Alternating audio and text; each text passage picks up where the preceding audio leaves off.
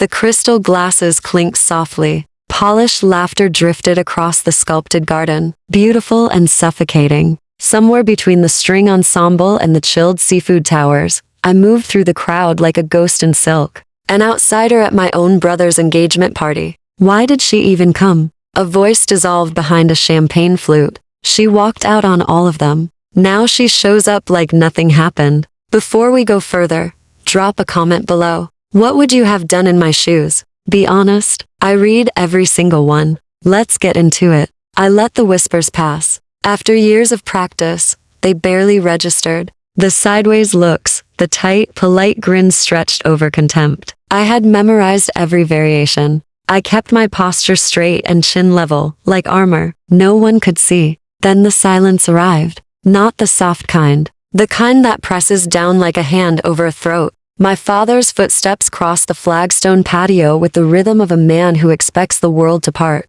He stopped just short of me. So you actually showed your face. Low, controlled. Good to see you, Dad. I matched his temperature. Cool, even. The tone he had trained into me through years of careful dismissal. You've got nerve. Tonight belongs to Marcus. You standing here is a disgrace. The guests had stopped pretending to look elsewhere. Engagement parties rarely offered this quality of entertainment. Dad, I was invited. I responded. I followed every protocol. Invited by who? Not by me. This stopped being your home the day you chose that man over this family. I should have stepped back, made myself smaller. I didn't. You made that choice for me, I said, holding his eyes. You made it clear in writing, in public, in private that I had no standing here. I came to celebrate, Marcus. That's all. Celebrate. He twisted the word. After you abandoned everything for a man who had nothing. You embarrassed this family. You are not my daughter. Then he shoved me. His hands hit my shoulders and my heels found nothing but stone edge behind me.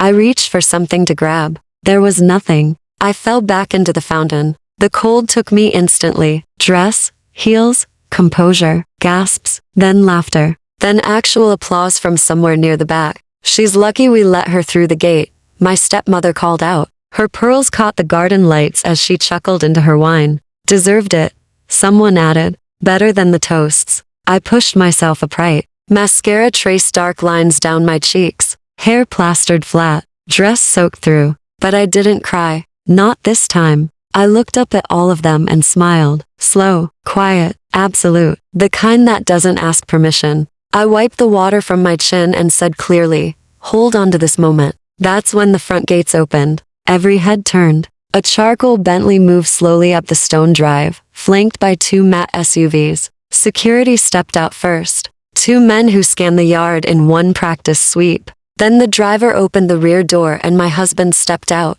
Not the man they remembered. Not the struggling entrepreneur they mocked 5 years ago when I left this house with 2 bags and my dignity. Not the man my father called a charity case in front of his own board. He was Nathan Crestwood now. In every way this world keeps score. He crossed the garden in a slate blue suit, unhurried, his posture that of someone who stopped explaining himself to people like this long ago. The lawn went quiet in the real way. Recognition, quiet. My father's expression shifted. My stepmother froze mid-sip. Marcus froze mid-toast, glass suspended, his fiancée's hand still inside his. Is she actually with him? Someone breathed. Their voice cracked on the last word. Nathan reached me without looking at anyone else. He held out his hand. I took it and stood, water still, tracing lines along the pale stone. He removed his jacket and settled it around my shoulders. Warm, cedar-scented, calm. Then he turned to the crowd with the measured expression of someone reviewing a mildly disappointing situation. Thank you for keeping my wife entertained, he said. Warm on the surface. Surgical underneath. She won't be needing anything further from any of you. He glanced at me. Ready, Mrs. Crestwood? More than I have ever been. We walked through the parted crowd, my heels leaving wet prints on the limestone. The car door shut with a sound like a final sentence closing. I leaned back against the leather seat, still soaked, still trembling, not from cold, not from fear, but from the shaking that comes when years of held tension finally find a release. Nathan handed me a towel. You all right? I pressed it to my face. They always find new ways to remind me I don't belong to them. He was quiet, That silence was one of the reasons I married him. He never rushed to fill space with reassurances he hadn't earned. Then, they'll understand soon enough. I looked at him in the passing city lights. He was the founder and CEO of Crestwood Capital Group, the quiet force behind the largest acquisitions in financial technology this year. The kind of man who bought buildings, not bouquets. All of it built in the 5 years since they threw me out. 4 minutes after we cleared the gate, my father was dialing me. Then again, "Victoria, please call me back. Tonight got out of hand." It wasn't how it looked. We didn't know about Nathan, about any of it. The man who declared in front of 200 witnesses that I was no longer his daughter was now composing apologies at 11 in the evening. I turned the phone face down, because now I had leverage, and unlike them, I wasn't going to waste it. The next morning we didn't go home. Nathan drove us downtown to a glass tower where his name was carved into the lobby marble, Crestwood Capital Group. He held the door. "Come in with me." I checked my reflection. Yesterday's mascara. Hair still recovering. I look like I survived something. "You did. I need you in the boardroom." The express elevator opened on the 44th floor. When we walked in, the executives rose. Not for Nathan. For me. "Gentlemen," he didn't sit. "This is Victoria Crestwood, my wife, and as of this morning, the majority owner of Hartwell Group Holdings." Stillness. Hartwell Group Holdings. The company my father had built across 30 years like a monument to himself. The company he promised would go to someone capable. Not a dreamer. Not me. He gave it to Marcus. What neither of them knew, when Nathan began acquiring distressed assets 2 years earlier, one of Hartwell's vendor shells surfaced in our due diligence. I flagged it. Nathan asked me to dig deeper. What I found was significant. Hartwell was carrying concealed debt structured to stay invisible in headline numbers while compounding quietly underneath. My father had been performing stability. The company was drowning. Nathan and I built a plan. Quiet, legal, precise. Not a hostile takeover, a rescue. 29% through a distressed consolidation. Another 12 from a dormant holder in Montreal trying to exit for years.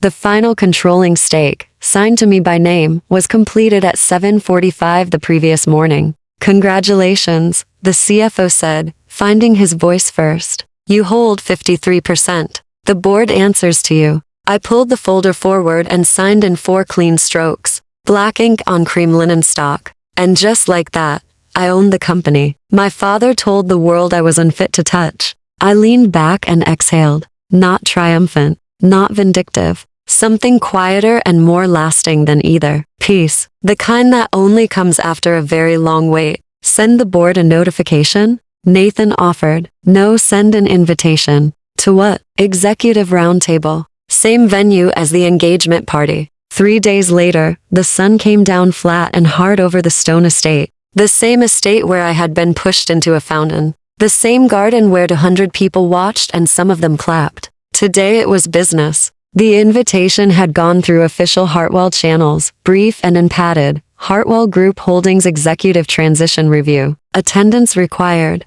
Whitstone Estate, East Pavilion. Host, Victoria Crestwood, majority shareholder. 10 o'clock a.m. My father's office called 3 times. Marcus left a voicemail of mostly silence. They came because they had no choice. At 9:55 I stood in the marble pavilion. Powder blue blazer. Hair up. Quiet eyes. My father came in with Marcus and 2 veteran directors. He saw me. Stopped. Neither of us spoke. Then he produced a short, managed laugh. "Well, you've staged quite a performance. This is a board meeting, not a performance. So you were buying everything up quietly, behind our backs, cleanly, legally, documented at every stage. Exactly the standards you claim to hold others to." I stabilized Hartwell. I continued. "You were carrying concealed liabilities you hadn't disclosed to your own board. You were so focused on building Marcus up that you missed the water rising around your ankles. I noticed.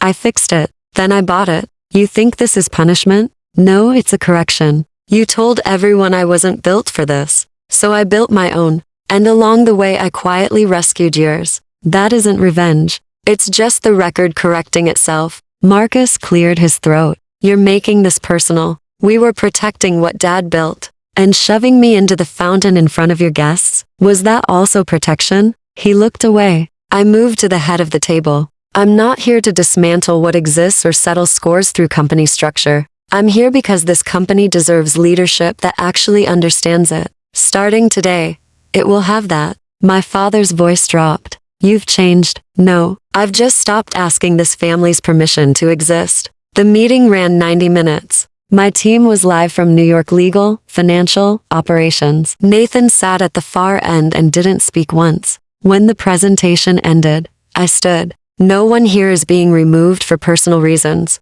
This company will be run on merit and transparency, the principles it claimed but never practiced. I looked at my father. And effective immediately, in any Hartwell context, you will address me as Chairwoman Crestwood. The room made no sound. He had raised me to apologize, to shrink, to make myself easy to dismiss. Now he sat in a building I owned, surrounded by men who answered to me, hearing the result of everything he had worked to prevent. That evening the estate felt excavated, like something stale had been pulled out by the root. I stood on the eastern balcony with Nathan, cups of black tea, looking over the garden lights. Still feel it? He asked. Something different now. What? I watched the fountain catch the light below. That I didn't need to level anything to win. I just had to become someone they couldn't talk over anymore. The following week I went back to the estate alone. Not for business. For a question that had followed me for 11 years. My mother died when I was 19. My father told me everything had transferred to him by her own direction. He showed me nothing. He said it with the finality of a man who doesn't expect questions. I had never believed him. Now I had standing to look. I went directly to his study, and changed into decades. Same shelves, same framed photo of Marcus with the city controller. Not one image of me on any surface. I worked through the drawers methodically. Then, beneath a stack of bound ledgers at the back of the lower drawer, I found it. A slim envelope yellowed at the edges, in my mother's handwriting, for Victoria from Mom. If they try to erase you, read this. My hands were not steady when I opened it. Victoria, if you're reading this, he did what I feared. I need you to know the truth. I left the trust to you. The lake house, the investment accounts, everything meaningful. I saw how he measured you against a standard he'd decided you couldn't meet. I believed in you before you believed in yourself. They will lie. The truth has always belonged to you. Find it.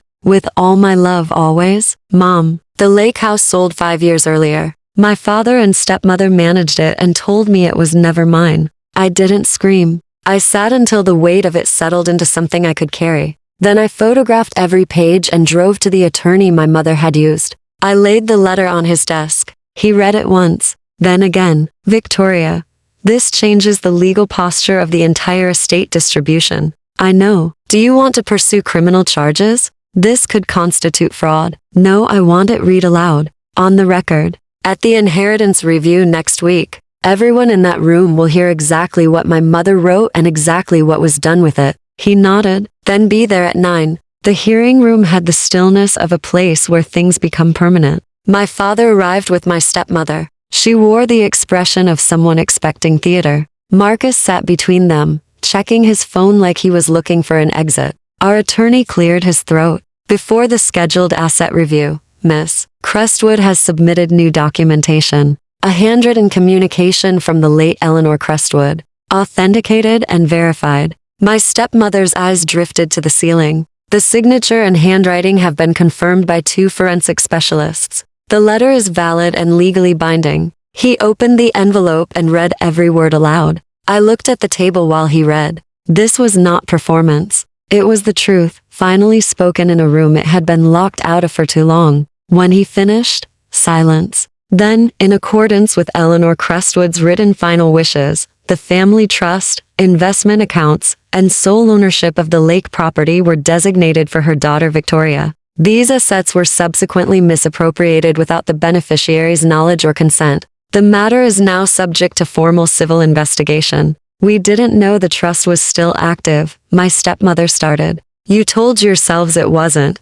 I said quietly, both of you. And then you spent 11 years living off what she left for me. My father said nothing. She remembered me, I said, not for the room, for myself, and for her. When everyone in this house spent years trying to erase what I was, she wrote it down and kept it safe. The attorney turned to me. Would you like to make a closing statement for the record? I stood. No revenge. Just truth. I didn't come to destroy what remains. I came because my mother asked me to make sure the record was corrected. It is. I gathered my folder. My father looked at me with an expression I hadn't seen before. Not quite guilt. Not quite shame. The disorientation of a man who has run out of explanations. At the door I stopped. You told me in front of witnesses without hesitation that I was not your daughter. I paused. It turns out you were right. I was always my mother's daughter. I just didn't have the documentation until now. I walked out, not with anger, not with the satisfaction people imagine revenge delivers,